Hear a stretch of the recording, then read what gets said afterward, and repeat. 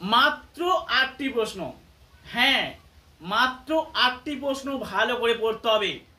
তোমরা আগে দেখেছিলে যে সাজেশনটা দিয়েছিলাম সেখান থেকে অনেকটাই প্রশ্ন কমন এসেছিল, তবে সেই ভিডিওতে আমি বলেছিলাম যে এখান থেকে কোন প্রশ্ন আসবে বলতে পারবো না, কারণ এই সাজেশনটা দিনের দিন বানানো হয়েছে, অনেক স্যারেরা পাঠিয়েছে, কিছু স্যার আমি বলেছি আসবে কি না আসবে বলতে পারবো না, তাও বলে দিয়েছিলাম, তবু অনেক প্রশ্ন এসে গেছে। আর এই পেপারে আমি যে 8টা প্রশ্ন দেবো, আমি চ্যালেঞ্জ করে বলছি, আগের পেপারে চ্যালেঞ্জ করিনি, তবু অনেক প্রশ্ন কমন। আর এই পেপারে আমি চ্যালেঞ্জ করে বলছি, একদম চ্যালেঞ্জ ছুঁয়ে দিচ্ছি, একদম আসতে হবে, এটা বাধ্যতামূলক, একদম চাবুক সাজেশন, নামে যেমন কাজে তেমন। অবশ্যই কালকের পরীক্ষায় A to Z প্রশ্ন কমন। কালকের পরীক্ষা তো অনেকেই চিন্তা করছো, চিন্তা করতে হবে না, চলো প্রশ্নগুলি লিখে নাও। তোমরা যারা ওয়েস্ট বেঙ্গল স্টেট ইউনিভার্সিটি অন্তর্গত বিভিন্ন কলেজে পড়ছো, 4th সেমিস্টারে হিস্ট্রি অর্থাৎ ইতিহাস সাবজেক্ট অনার্স নিয়ে কালকের পরীক্ষা রয়েছে তোমাদের DS5 পেপার। এই 5 পেপারের প্রশ্নগুলি লিখে নাও। এক দেখে প্রশ্ন, রাজপুত শক্তির উত্থানের কারণ আলোচনা করো। লিখে নাও ভালো করে, রাজপুত শক্তির উত্থানের কারণ আলোচনা করো। 3 দাগের প্রশ্ন লেখো,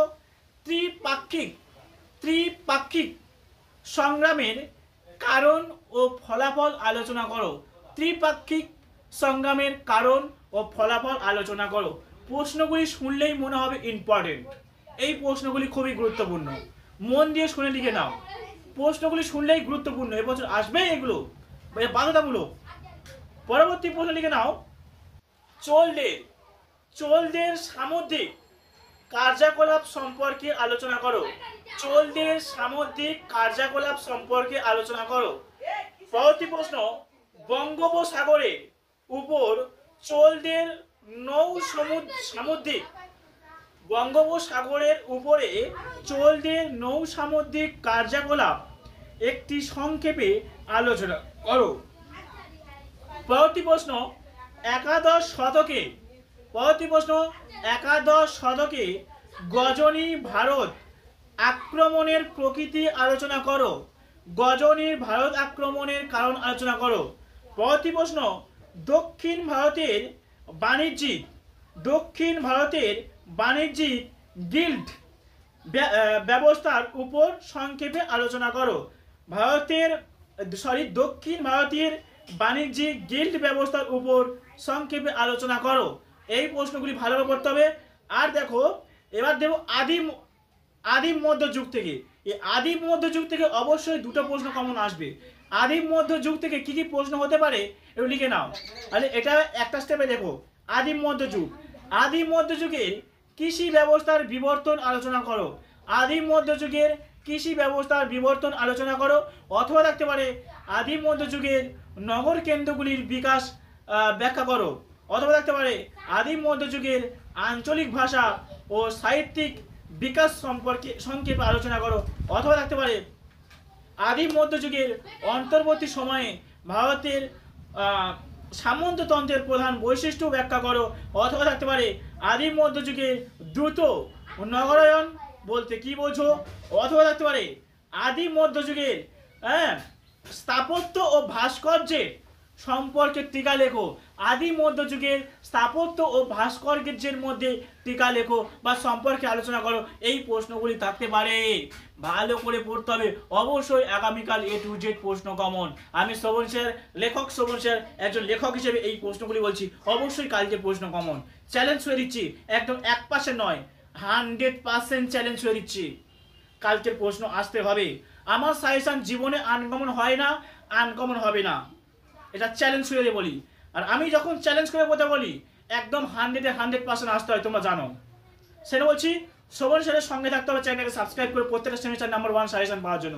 অনার্স জেনারেল সমস্ত সাবজেক্ট সাজেশন পাওয়া যায়। সেটা বলছি, তোমরা কলেজের গ্রুপগুলিতে বেশি করে শেয়ার করো, ঠিক আছে। পরবর্তী প্রশ্ন লিখে নাও। এখান থেকে আদিম মধ্যযুগে থাকতে পারে আদিম মধ্যযুগের ইতিহাসের উপাদান সম্পর্কে আলোচনা করো, এমনটাও থাকতে পারে।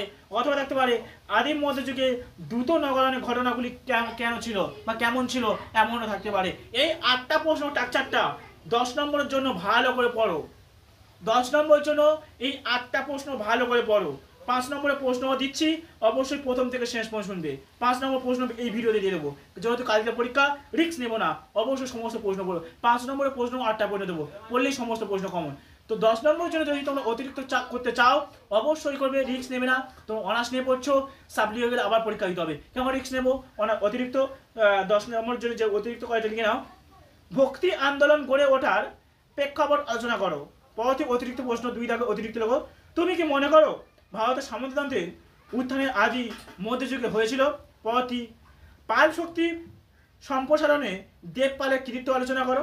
অথবা পরবর্তী প্রশ্ন অতিরিক্ত 10 নম্বরের জন্য, ধর্মপাল ও দেবপালের অধীনে একটি আঞ্চলিক শক্তি হিসেবে বাংলার বিকাশ সংক্ষেপে আলোচনা করো। পরবর্তী অতিরিক্তভাবে বাংলার সামন্ততন্ত্রের সম্পর্কিত ঐতিহাসিক বিতর্কে উপরে একটি সঙ্গে বিবরণ দাও, এরকম থাকতে পারে। এই প্রশ্নগুলি ভালো করো। এবারে দেখো 5 নম্বরের প্রশ্ন। 5 নম্বরের প্রশ্ন যে প্রশ্নগুলি দেবো A to Z প্রশ্ন কমন, চ্যালেঞ্জ করে বলছি। তো লেখো 5 নম্বরের প্রশ্ন যেগুলো পরীক্ষার চান্স খুব 100% লিখে নাও।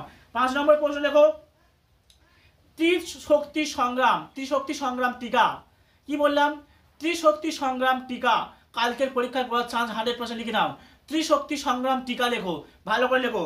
পরবর্তী প্রশ্ন, পাল রাজা দেবপালের কৃতিত্ব। আমি অনেক প্রশ্ন যেগুলো 5 দিচ্ছি 10-এ বলে দিয়েছি, তবু ভেরিফাই করে 5-এও বলছি, কারণ যে প্রশ্নগুলি 5-এ বলবো 5-এর প্রশ্ন 10-এ আসতে পারে, 10-এর প্রশ্নগুলি 5-এ আসতে পারে। রিস্ক নিও না, ভালো করে পড়তে হবে, যত্নের সঙ্গে পড়তে হবে, কিন্তু যত্নের সঙ্গে নয়, ভালোবেসে পড়তে হবে, ঠিক আছে? প্রশ্নটাকে যদি না ভালোবাসা যায়, প্রশ্নটাকে যদি না পড়া হয়, তাহলে লিখতে পারবে না। আর প্রত্যেকের পরীক্ষাতে বানিয়ে লেখার চেষ্টা করবে। তো চলো পরবর্তী প্রশ্ন লেখো। কি বললাম? ত্রিশক্তি সংগ্রাম। পরবর্তী প্রশ্ন খুবই গুরুত্বপূর্ণ প্রশ্ন, স্টার মেরে নাও। প্রশ্নগুলি শুনলেই মনে হবে ইম্পর্টেন্ট, খুবই গুরুত্বপূর্ণ। ভিবি ইম্পর্টেন্ট বা স্টার মেরে নাও, বেশি করে স্টার মারো, পরীক্ষা পড়ে গেছে বলে লিখে নাও। আরবদের সিন্ধু বিজয়ের তাৎপর্য কি? আরবদের সিন্ধু বিজয়ের তাৎপর্য কি? বেশি করে স্টার মারো, পরীক্ষার চান্স 100%। পরবর্তী লেখো, হস্তচারিত। কি বললাম? হস্তচারিত সম্পর্কে টিকা লেখো, হস্তচারিত সম্পর্কে টিকা লেখো। এবার যে প্রশ্নটা বলবো, নালন্দা বিশ্ববিদ্যালয় সম্পর্কে টিকা লেখো। সমস্ত বিশ্ববিদ্যালয়ে এই প্রশ্নটা দিয়ে থাকে, নালন্দা বিশ্ববিদ্যালয় সম্পর্কে টিকা লেখো। কি বললাম? নালন্দা বিশ্ববিদ্যালয় সম্পর্কে টিকা লেখো। সমস্ত বিশ্ববিদ্যালয়ের জন্য 5-এ এবং 10-এ এই প্রশ্নটা দেয়, তোমরা তোমাদের জন্য 5-এর জন্য প্রশ্নটা করো। নালন্দা বিশ্ববিদ্যালয় সম্পর্কে টিকা লেখো, ভালো করে প্রশ্নগুলি পড়তে হবে। আবল তাবল শিক্ষককে ফলো করো না, ভালো করে পড়ো। আমি বলছি না পুরোপুরি ফলো করো না, তাদের সাজেশন আর আমার সাজেশনকে অ্যানালাইজ করো, বা যে কোন সাজেশন নাম্বার 1 তোমরা পরীক্ষা করো, ঠিক আছে? প্রশ্নগুলো করো। পরবর্তী প্রশ্ন লেখো, পাল রাজা। কি বললাম? পাল রাজা দেবপালের কৃতিত্ব আলোচনা করো। পরবর্তী প্রশ্ন, পাল আমলে বাংলা সাহিত্যের বিকাশ আলোচনা করো। পরবর্তী প্রশ্ন, বেশি স্টার মারো, রাজপুতদের উত্থানের সম্পর্কিত যে কোনো একটি তত্ত্ব লেখো। প্রশ্নগুলি শুনলেই ইম্পর্টেন্ট, প্রত্যেকবারে বলছি, এই প্রশ্নের বাইরে কেউ করতে যেও না, ঠিক আছে? পরবর্তী প্রশ্ন লিখে নাও, জনপ্রিয়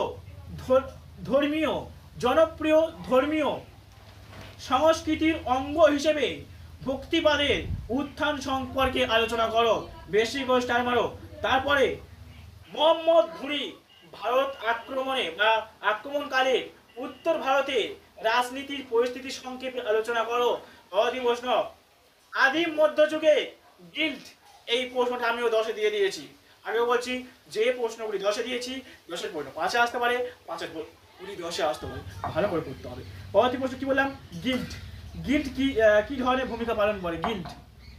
পরবর্তী প্রশ্ন, আদি মধ্যযুগের অস্পৃশ্যদের সামাজিক অবস্থান সংক্ষেপে লিপিবদ্ধ করো। এই কোটা প্রশ্ন ভালো করে পড়ো। আর তোমরা যদি আরও প্রশ্ন অতিরিক্ত করতে চাও, আমাদের একাধিক প্রশ্ন অতিরিক্ত করা রয়েছে, যারা করতে চাও আমাকে হোয়াটসঅ্যাপ করবে, আমি তোমাদেরকে দিয়ে দেবো। তাও বলছি, বেশি প্রশ্ন অতিরিক্ত করতে হবে না। যে প্রশ্নগুলি বললাম এই প্রশ্নগুলি পড়লেই চ্যালেঞ্জ ছুড়ে বলছি, একদম চ্যালেঞ্জ করে বলছি, 50-এ 50 নম্বর হাতের মুঠোয়।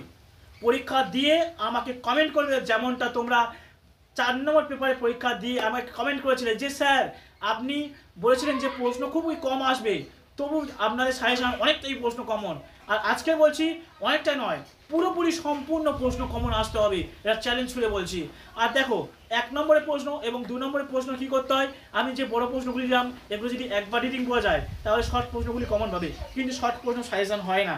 এগুলো ভালো পড়ো, অবশ্যই A to Z প্রশ্ন কমন। আমি শোভন স্যার একজন লেখক হিসেবে যে প্রশ্নগুলি দিচ্ছি A to Z প্রশ্ন কমন। আর তোমরা জানো যে শোভন স্যারের সাজেশন বা লেখক শোভন স্যারের সাজেশন জীবনে আনকমন হয় না আর আনকমন হবে না, প্রশ্নগুলি ভালো করে পড়তে হবে, ঠিক আছে। নাম্বার 1 সাজেশন, একমাত্র একটাই প্ল্যাটফর্ম, একটাই কোচিং সেন্টার, সেটা হচ্ছে ফিজিক্যাল এডুকেশন স্টাডি সেন্টারের পক্ষ থেকে লেখক শোভন স্যার দিয়ে থাকে। এখানে প্রত্যেকটা সাবজেক্টে 3 থেকে 4 জন লেখক লেখিকা যুক্ত রয়েছে, ঠিক আছে।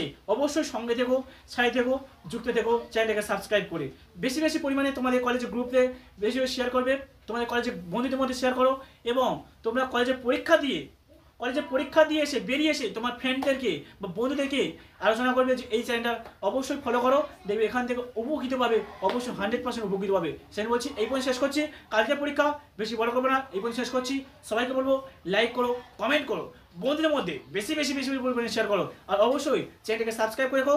পরবর্তী তোমাদের 6 পেপারের সাজেশন খুব তাড়াতাড়ি চলে আসবে, আর 7 নম্বর পেপারের সাজেশন দিয়ে দিচ্ছি। 6 পেপারের সাজেশন খুব তাড়াতাড়ি আসবে, চ্যানেলটাকে সাবস্ক্রাইব করে সঙ্গে থেকো, কালকে সাজেশন পেয়ে যাবে, অবশ্যই সাবস্ক্রাইব করে সঙ্গে থেকো। তো ভিডিওটি প্রথম থেকে শেষ পর্যন্ত দেখার জন্য সবাইকে ধন্যবাদ। ভালোভাবে পরীক্ষা দাও, ভালোভাবে বাড়ি ফিরে